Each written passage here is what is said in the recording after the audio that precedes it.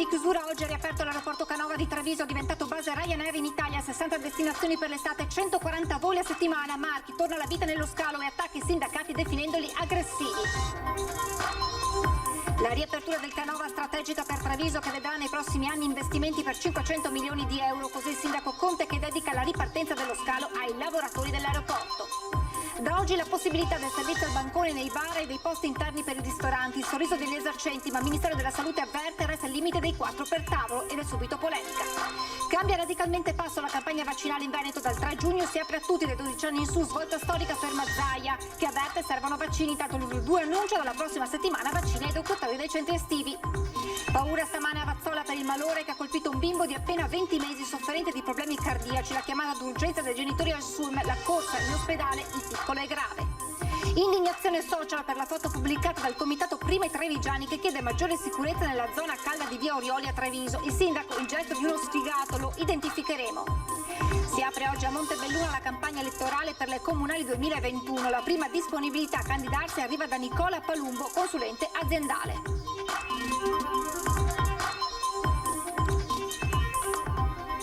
Buonasera e ben ritrovati con le notizie da Treviso e provincia. Quella di oggi è stata una giornata importante per la Marca trevigiana perché è ripartita l'attività, sono ripresi i voli all'aeroporto Canova di Treviso dopo 14 mesi di stop. Di grande giorno ha parlato un emozionato presidente SAVE, Enrico Marchi.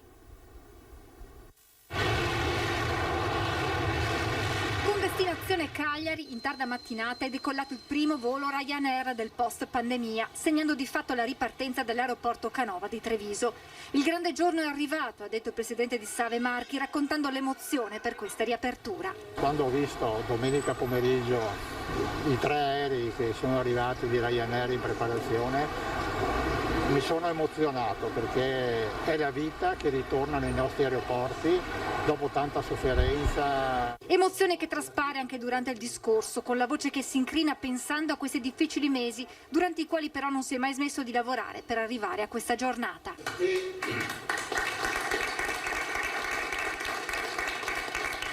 Dopo, come spesso accade, solo quando un brutto periodo, una sofferenza finisce, ci si rende conto di quello che si è sofferto, di quello che si è passato. Una ripresa che ha il sapore dell'inaugurazione con tanto di taglio del nastro, mentre i primi passeggeri in partenza arrivano in pista.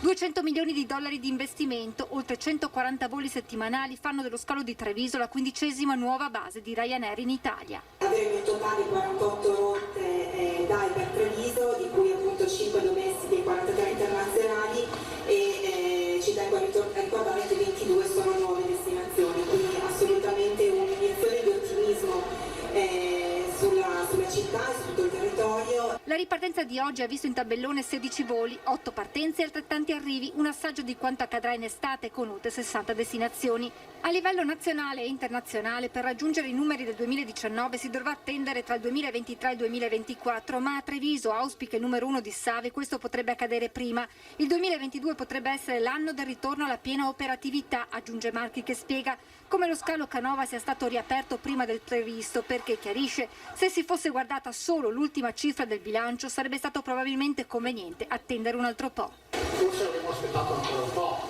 dati i pochi movimenti che abbiamo a Venezia, potevamo tenere chiuso l'aeroporto e utilizzare il ponte economico su Venezia.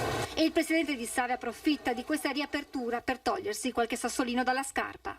Non nascondo che qualche volta mi ha anche infastidito, mi ha amareggiato sentire certe critiche, certe posizioni di qualche aggressivo sindacalista che magari faceva un po' di demagogia e chiedeva garanzie. La miglior garanzia è la serietà del nostro impegno.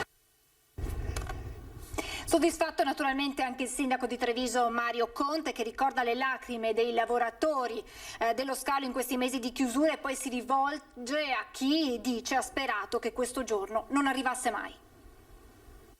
Oggi si riparte, si decolla esattamente come decollerà la città di Treviso. La riapertura dell'aeroporto Canova rappresenta la ripartenza di tutta la comunità trevigiana dal punto di vista dello sviluppo economico e del turismo. Le parole del sindaco Mario Conte, che racconta a chi è andato il suo primo pensiero stamattina. Io voglio dedicare questa riapertura soprattutto ai lavoratori, agli imprenditori che ho più volte accolto nel mio ufficio in lacrime. Quindi io da quelle lacrime di preoccupazione, di dolore vorrei ripartire. Conte ripercorre questi mesi difficili, ricordi colloqui durante il lockdown con il presidente Marchi, al quale dice: ho sempre solo chiesto garanzie sul futuro dello scalo e oggi possiamo dire che quelle garanzie sono state mantenute e che non abbiamo mai mentito a nessuno. Abbiamo fugato ogni dubbio, abbiamo cancellato le male lingue perché quanta gente sperava che tutto andasse male. Nei prossimi anni Treviso vedrà un indotto superiore ai 500 milioni di euro di investimenti tra pubblico e privato e l'aeroporto, continua Conte, si inserisce in questo quadro come struttura strategica. Sindaco che poi racconta un retroscena. Io dico solo che mi è già arrivato il primo esposto e l'aeroporto si è ancora chiuso. Forse è anche tempo di cambiare i vertici di questi comitati, perché forse hanno perso un po' gli obiettivi, non gli interessa più la tutela dei vicini di casa, ma forse sono un po' più strumentalizzati politicamente. A tenere a battesimo la riapertura del Canova i giocatori della Benetton Rugby, protagonisti di un video realizzato appositamente per questa giornata. E veste proprio la maglia del Benetton Rugby Eddie Wilson, amministratore delegato Ryanair, assente a causa di un intervento in collegamento da Dublino. Ricorda il lungo legame che unisce la compagnia aerea irlandese alla città di Treviso. Treviso comunque è tra gli aeroporti più amati da Ryanair a partire dal primo volo del 1999. E attraverso un videomessaggio è intervenuto anche l'assessore al turismo Caner, che ha spiegato come sullo scalo di Treviso si punti a livello regionale. Noi stiamo portando avanti un grandissimo progetto, le porte dell'accoglienza, e quindi ci sarà la possibilità all'interno dell'aeroporto di sviluppare un ufficio IAP di accoglienza turistica e assistenza e accoglienza turistica, che fa parte di un grande progetto promozionale a livello nazionale e internazionale. Ma oggi i bar sono tornati ad ospitare i clienti al bancone e i ristoranti all'interno dei loro locali. Allora andiamo a Treviso, in centro città, per vedere come sta andando questa prima serata di cena. No, mi dicono dalla regia che non abbiamo ancora Anna Maria Parisi in collegamento, e allora vediamo invece la cronaca di questa mattinata di riaperture vere e proprie per bar e ristoranti.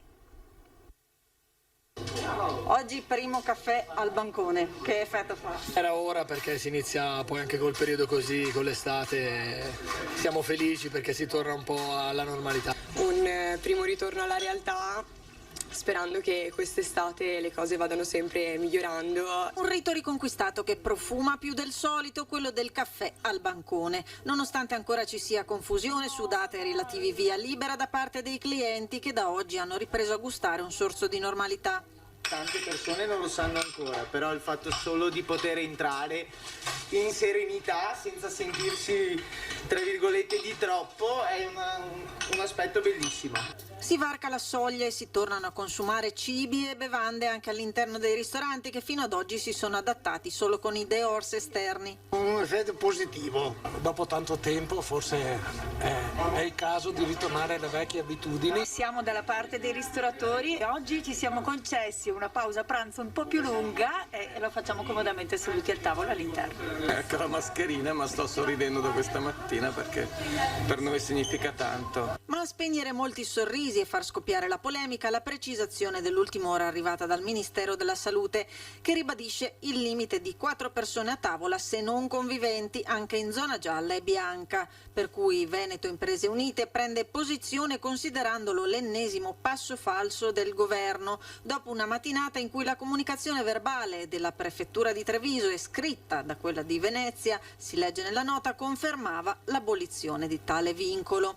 Ma intanto si guarda al domani. Per molti l'importante è che il telefono torni a squillare dopo aver sfidato il clima ballerino e i limiti del coprifuoco. Il telefono è tornato a squillare come ai vecchi tempi. Un maggio che è stato lunghissimo. Un maggio che è durato quest'anno, dal mio punto di vista, 62 giorni, non 31, interminabile.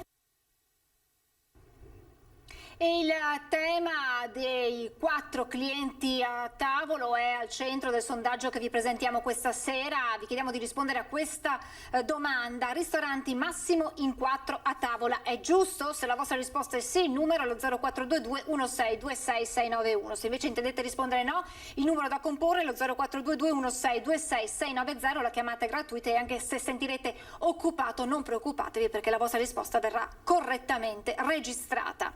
Le terapie intensive di Treviso sono Covid-free, infatti le condizioni dell'unico paziente ricoverato fino a ieri sono migliorate e hanno consentito di spostarlo in subintensiva. Intanto sul fronte vaccinazioni l'USL 2 recepisce le indicazioni del presidente Zaia di aprire le prenotazioni dal 3 giugno a tutti gli over 12. Nei prossimi giorni dovrebbero arrivare ulteriori forniture di dosi che potrebbero permettere all'azienda sanitaria di Treviso di programmare somministrazioni anche per gli educatori impegnati nei GREST e nei centri estivi.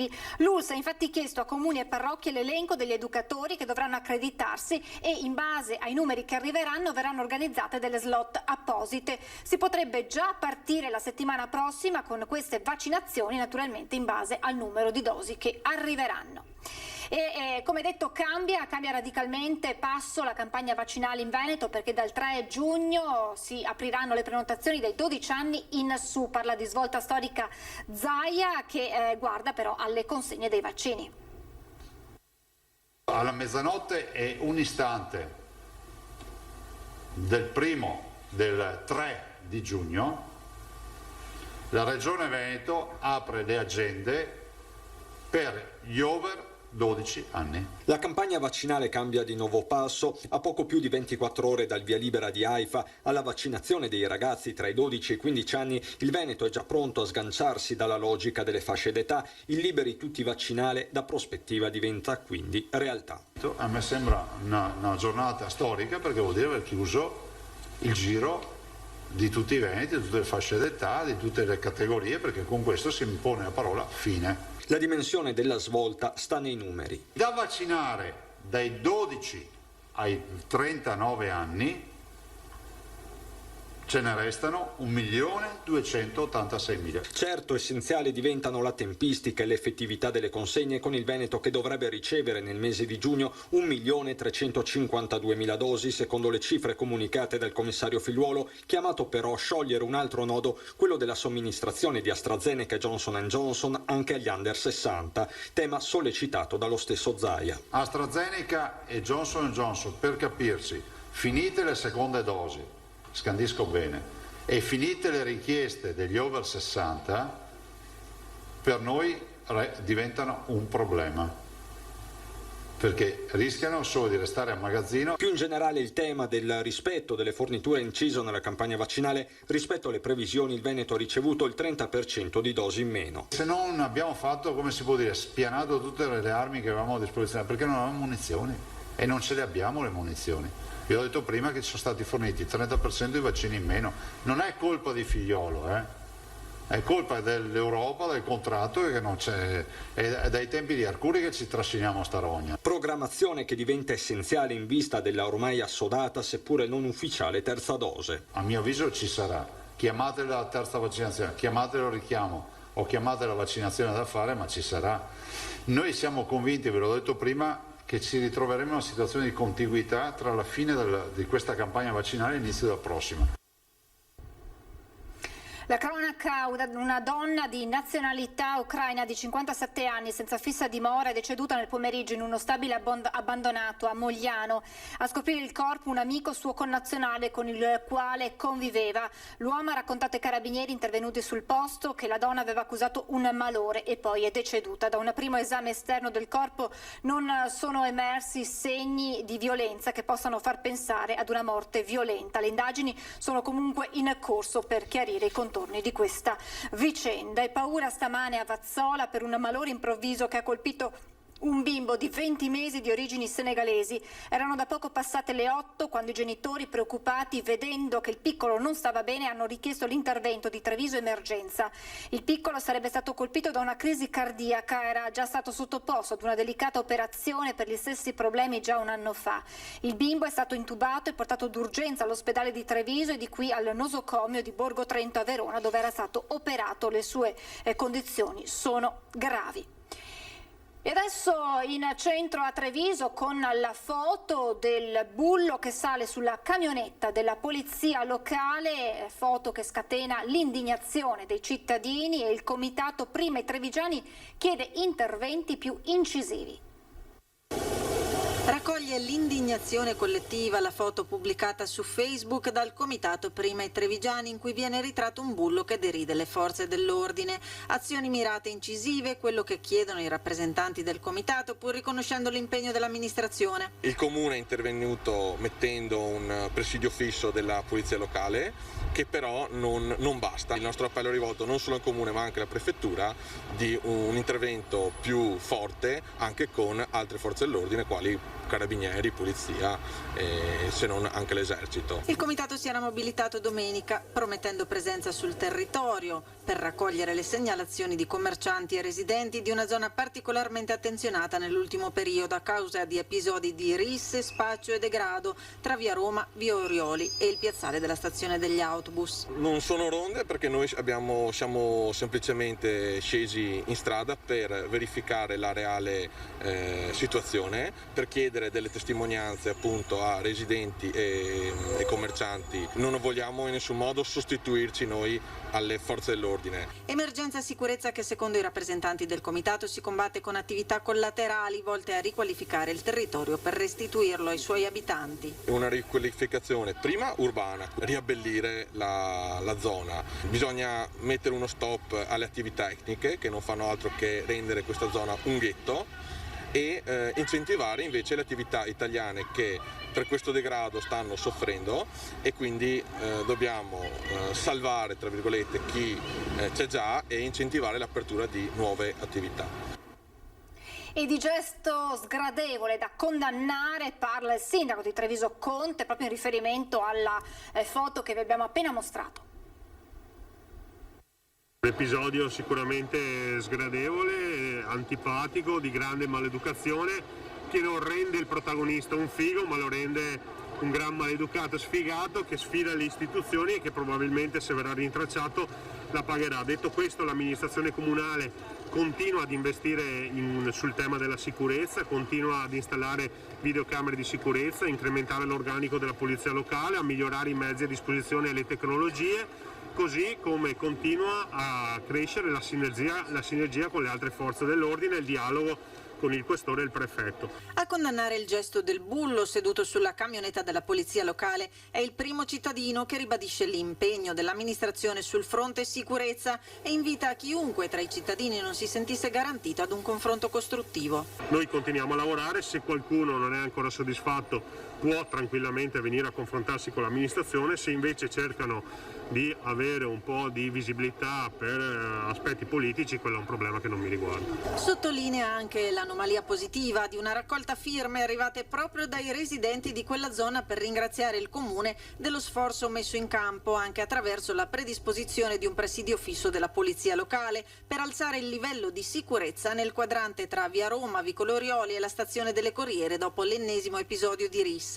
Solitamente i sindaci ricevono raccolte firme per lamentare un disagio. Per la prima volta abbiamo ottenuto anche una raccolta firme per manifestare soddisfazione dal punto di vista della sicurezza. Il cordoglio di Istrana per il tragico incidente in cui ha perso la vita in Trentino un 37enne giardiniere molto conosciuto in città. La tragica notizia è arrivata alla comunità di Istrana ieri sera in tarda serata e si è subito diffusa soprattutto nella frazione di Ospedaletto dove vive la famiglia. Una comunità sotto shock, quella di Istrana, che ancora fatica a credere alla tragedia che si è consumata ieri sera intorno alle 19 lungo la statale 47 all'altezza di Barco di Levico Terme in provincia di Trento, costato la vita a Stefano Favaro, 37 anni. L'uomo giardiniere stava facendo rientro a Ospedaletto dove viveva al volante del suo furgone quando, per cause che dovranno ora essere chiarite dalle indagini dei carabinieri di Borgo Val Valsugana si è scontrato frontalmente con un camion che proveniva dalla corsia opposta. L'urto è stato violentissimo, Favaro è morto praticamente sul colpo, ferito il camionista trasportato all'ospedale.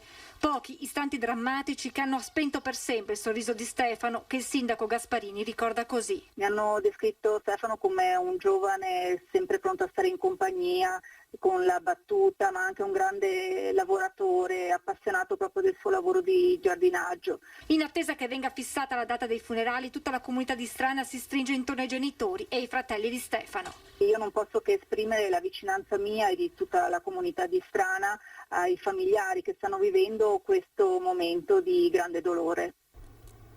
E adesso ci fermiamo per qualche istante di pubblicità, tra poco.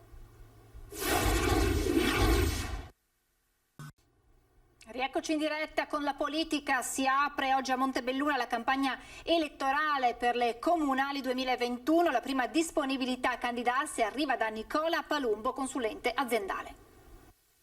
Qualche mese fa 50 personalità della mia città, della nostra città, di Montebelluna, mi hanno chiesto un passo importante, quello di essere a disposizione come candidato sindaco. Ci ho ragionato molto, ho incontrato soggetti, persone, partiti, associazioni e sono giunto a una conclusione. Quel passo sono disposto a percorrerlo e sono disponibile.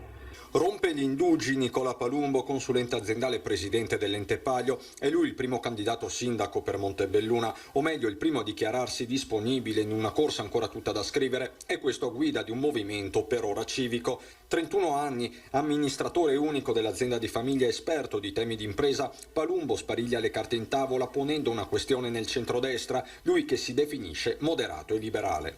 Sono convinto che le forze politiche della nostra città, che in questi giorni, leggo dalla stampa, stanno litigando su vari nomi, potranno incontrarsi attorno a un tavolo e realizzare un progetto che sia coerente e serio. Contatti e incontri ci sono stati, mancherebbe all'appello la Lega, ma qui il messaggio diventa ancora più chiaro. Se sarà il solito trascinarsi fino a luglio, a settembre, con un totonomi che è utile per riempire le pagine della stampa, ma non per dare un futuro chiaro alla nostra comunità, allora andremo per conto nostro, con un movimento civico ben radicato, con delle competenze diffuse, con degli obiettivi chiari. E apriamo adesso la nostra pagina con le notizie da Belluno e provincia.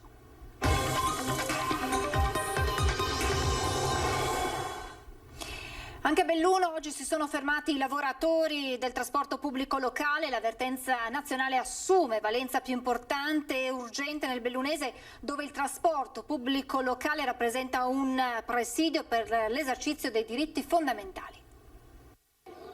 Sciopero del trasporto pubblico locale, presidio in Piazza Duomo e incontro con il prefetto. È la terza volta in pochi mesi per i lavoratori di Dolomiti Bus, che al pari dei colleghi di tutta Italia rivendicano il rinnovo del contratto, dignità e il miglioramento delle condizioni lavorative. I nuovi assunti prendono 1.250 euro. È una cosa inaccettabile che siamo qua per l'ennesima volta ad assistere a questo teatrino da un contratto 3 anni da scaduto. Un contratto scaduto da 3 anni in mezzo alla pandemia che ha peggiorato la condizione lavorativa. In piazza allora di nuovo con un'azione di sciopero, la terza in pochi mesi, che nel bellunese ha una valenza diversa perché il trasporto pubblico locale rappresenta un presidio per l'esercizio dei diritti fondamentali. Pensiamo che soprattutto in provincia così fragile, così debole, così a rischio di spopolamento vada rilanciato il trasporto pubblico locale, e per garantire un servizio di buona qualità serve un lavoro di qualità, pagato e riconosciuto come tale. In tanti fra gli autisti in questi ultimi mesi si sono trovati a un bivio,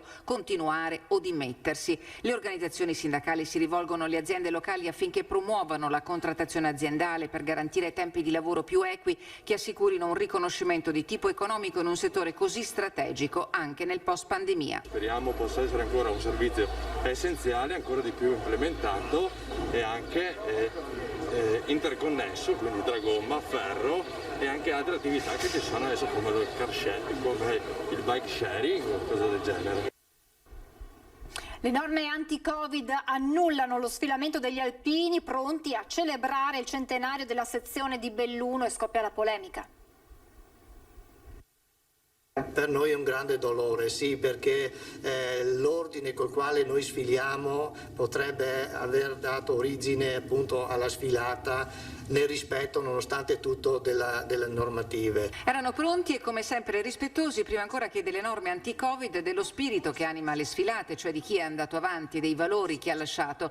Alla sezione Ana di Belluno, che sabato e domenica celebrerà il centenario della fondazione, è stato invece vietato lo sfilamento, che certamente avrebbe richiamato gente, esattamente come è stato per il Giro d'Italia o per i recenti No Paura Day che hanno portato in piazza centinaia di persone. Ce ne dispiace di questo, però non sarà comunque questo a togliersi la gioia di poter festeggiare il nostro centenario. C'è amarezza nelle parole di Lino De Pra, che assieme alle sue penne nere ha dovuto superare una miriade di ostacoli per poter organizzare i festeggiamenti del centenario. Si è corso pure il rischio di non poter fare esibire il coro. Per fortuna i cantori sono tutti anziani e vaccinati, spiega De Pra, e così il Dipartimento di Prevenzione dell'Ulse Dolomiti ha autorizzato il coro sezionale Ana Adunata, che canterà al Cinema Teatro Italia, dove sabato dalle 17:30 avrà luogo la cerimonia di presentazione del volume che racconta la storia della sezione, scritto a due mani da Mario Dell'Eva e Dino Bridda, e che è una sintesi dei valori espressi dalla cultura alpina. Solidarietà, solidarietà, solidarietà. Solidarietà verso, e spirito di servizio verso la comunità, verso le comunità dalle quali provengono gli alpini, dai quali sono generati gli alpini, e vedo che questa solidarietà, che si esplica in vari modi, anche ultimamente nel caso della pandemia abbiamo messo in campo decine e decine di nostri volontari. Prologo delle celebrazioni sabato mattina con la festa sezionale al Col Visentin, dove arriveranno gli atleti di mountain bike dell'ANA da Belluno e Vittorio Veneto lungo 4 itinerari che li condurranno al Sacrario, dove riposano i resti dei caduti del 5° e 3° Artiglieria Alpina. In mattinata la strada sterrata che dal Visentin porta alla Casera ci sarà l'intitolazione del sentiero del centenario. Domenica a Belluno sarà scoperta una targa ricordo nel luogo che ospitò la prima sede della sezione, in via Carrera, davanti all'ex albergo Leondoro. Lavori in corso stamani in Piazza Duomo con i vigili del fuoco impegnati a predisporre i ganci ai quali domattina sarà srotolato il tricolore in occasione del 75° anniversario della Repubblica. Le manovre, eseguite con precisione sulla torre dell'orologio del Palazzo dei Rettori, hanno suscitato curiosità tra la gente. Strettissimo il numero di autorità chiamato a presenziare alle cerimonie di domani, che prevedono la consegna delle onorificenze dell'Ordine al merito della Repubblica Italiana e sanitari che si sono distinti per l'essenziale contributo prestato durante l'intero periodo non ancora terminato dell'emergenza Covid. Siamo in chiusura, vi ricordo questa sera a partire dalle 21:15 in diretta, nuovo appuntamento con Ring, ospiti del nostro vice direttore Ferdinando Avarino, il sindaco di Treviso Mario Conte, poi Jonathan Montanariello del Partito Democratico, Giuseppe Montuori di Fratelli d'Italia, il giornalista del Corriere del Veneto Marco Bonet, e poi collegamenti dal centro di Treviso per vedere come sta andando questa prima giornata di riapertura totale di bar e ristoranti. Vi lascio naturalmente le previsioni del tempo. Grazie per averci seguito e buona serata.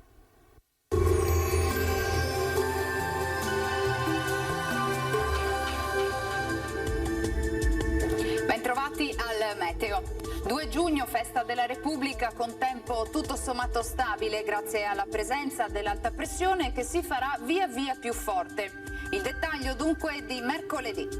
Sul Veneto avremo un ampio soleggiamento ovunque, qualche addensamento ci sarà, ma insomma nulla di che. La giornata festiva trascorrerà all'insegna del bel tempo prevalente, come vediamo. Tuttavia nel pomeriggio non si escludono degli acquazzoni sui rilievi. Temperature in lieve aumento, minime tra 11 e 15 gradi, valori massimi invece tra 20 e 25 gradi. Ci spostiamo ora sul Friuli Venezia Giulia, anche qui avremo poche novità, tanto sole ovunque, cielo sereno o poco nuvoloso. Temperature minime tra 12 e 15 gradi, massime sui 22-25 gradi.